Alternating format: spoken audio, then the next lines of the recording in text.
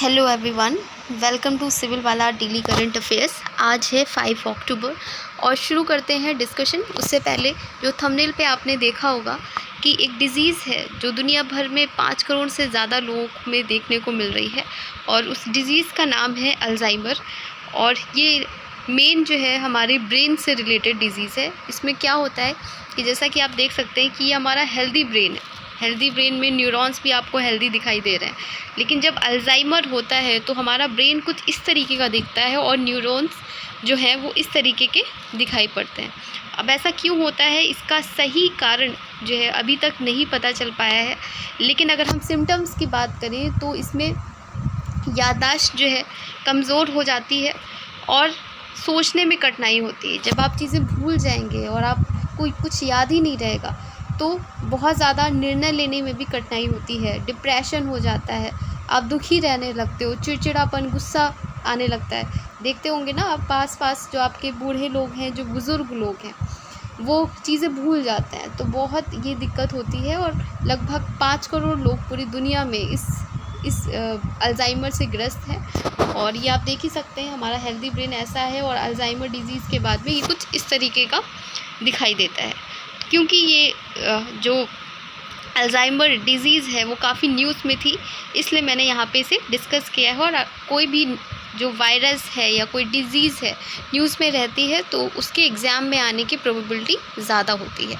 अब हम शुरू करेंगे आज का डिस्कशन। सबसे पहले हम देखेंगे जो हमारा रिवीजन क्वेश्चन था, 9वीं विश्व जूनियर वुशु चैम्पियनशिप कहाँ आयोजित की गई है।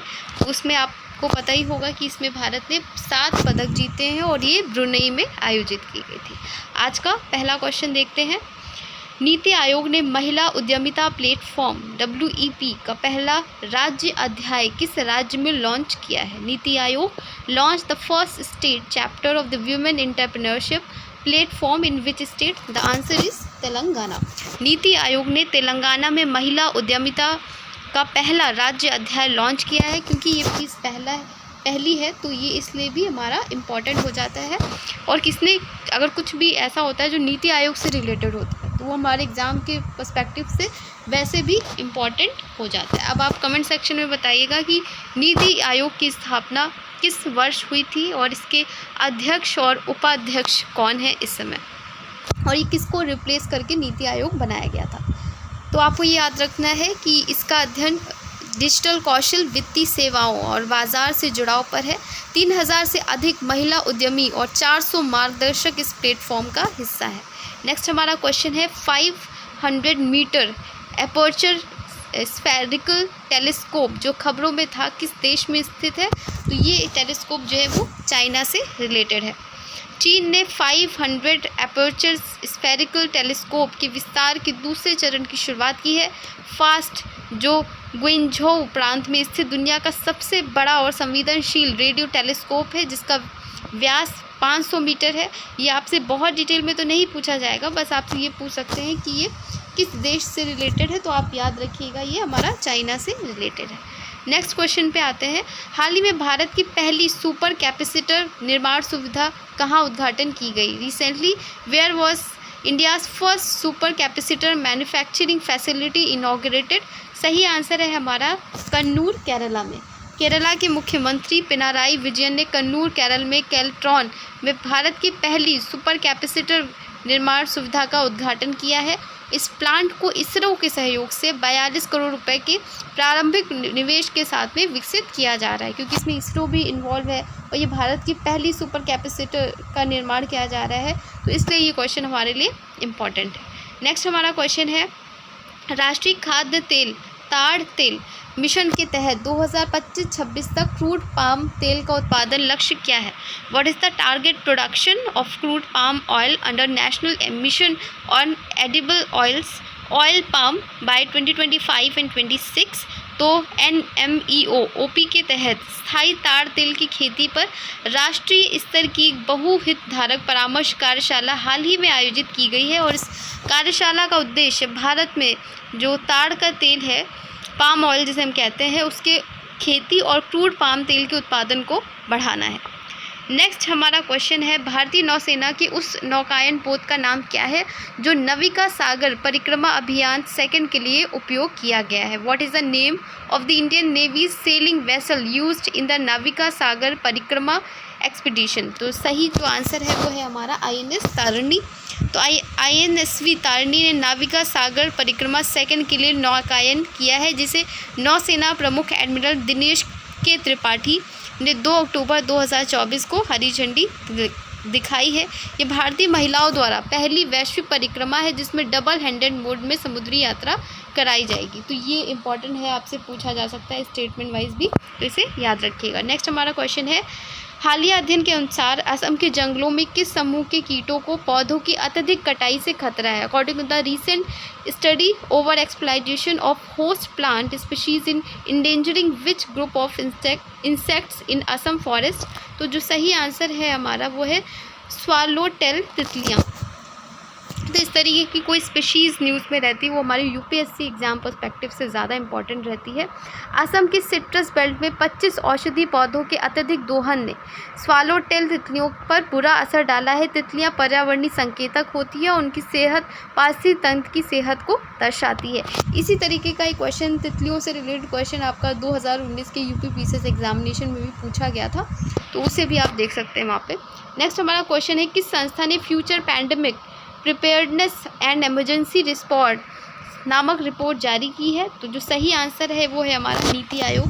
जैसे कि मैंने बोला, नीति आयोग अगर कुछ न्यूज़ में रहता है तो वो हमारे एग्ज़ाम के लिए इम्पॉर्टेंट रहता है। तो नीति आयोग ने future pandemic preparedness and emergency response नामक रिपोर्ट जारी की है, जिसमें भविष्य की महामारियों के लिए त्वरित प्रतिक्रिया के रूप में देखा गया है। नेक्स्ट हमारा क्वेश्चन है, किस संस्थान के शोधकर्ताओं ने हाल ही में रेटिना के आंसू और डायबिटिक रेटिनोपैथी का इलाज करने का एक तरीका विकसित किया है? Researchers of which institution have recently developed a method to treat retinal tears and diabetic retinopathy? तो सही जो आंसर है वो हमारा IIT मद्रास है, और IIT न्यूज़ में रहती है, स्पेशली IIT मद्रास काफ़ी ज़्यादा न्यूज़ में रहता है, और UPPCS में स्पेशली IIT से रिलेटेड क्वेश्चन आते हैं, तो उसे ज़रूर देखिएगा।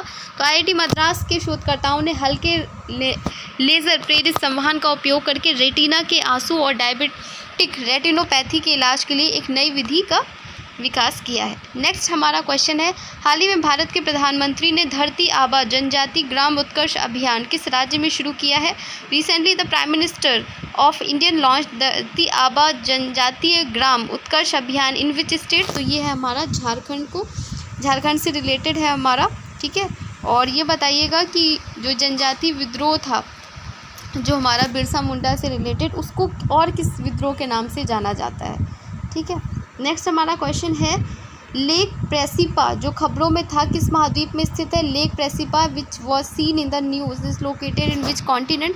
सही आंसर है हमारा यूरोप। विशेषज्ञों की रिपोर्ट है कि अल्बानिया की लेक प्रेसिपा का अधिकांश हिस्सा सूख चुका है। यह झील प्रणाली यूरोप की सबसे पुरानी झीलों में से एक है। नेक्स्ट हमारा क्वेश्चन है, हाल ही में भारतीय मूल के रवि आहूजा को किस कंपनी का नया CEO नियुक्त किया गया है? Recently Ravi Ahuja of Indian origin has been appointed as the new CEO of which company? तो सही आंसर है हमारा सोनी पिक्चर्स एंटरटेनमेंट।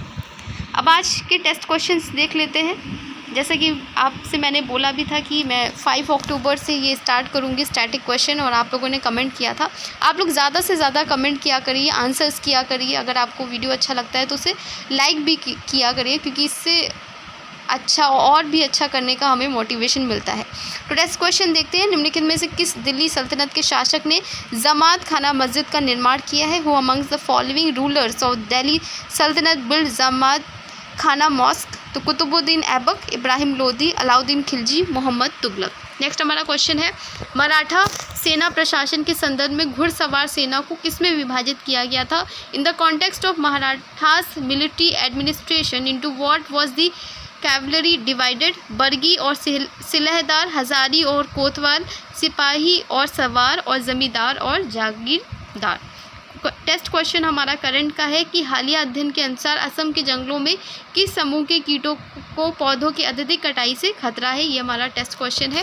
कल मैंने ROARO की एक स्ट्रैटेजी वीडियो आपसे शेयर किया था, और उसमें मैंने गलती से जो स्लिप ऑफ टंग की वजह से मैंने वो आपको जो पीतल नगरी है वो मैंने मुरादाबाद की जगह मुजफ्फरपुर बोल दिया था, जिसको मैंने तुरंत ही वहाँ पे पिन भी कर दिया था, इन केस अगर कोई गलत ना याद कर ली, इसलिए मैंने यहाँ पे उसे मेंशन कर दिया है। मैंने पिन भी कर दिया था, आप वहाँ पे जाके देख सकते हैं। उस वीडियो को ज़रूर देखिएगा, जो भी मैंने वहाँ पे बताया है वो आपके लिए कितना हेल्पफुल है आप उस वीडियो के कमेंट सेक्शन में भी जाके लिख सकते हैं, और इसे लाइक और शेयर ज़रूर कीजिएगा।